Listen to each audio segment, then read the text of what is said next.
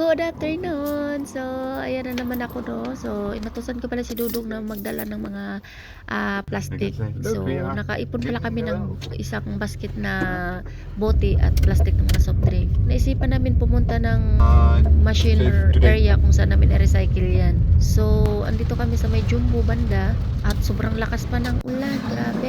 So, andito na kami sa machine area kung saan mo ipapasok yung mga plastic at bote. Pag sama-samahin mo siya, okey lang.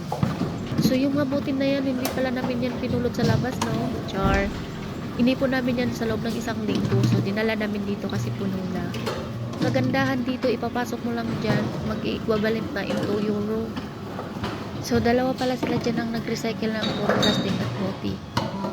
So, ayan na nga, dito mo siya makikita sa screen naka €2 na siya. Oh, 'di ba?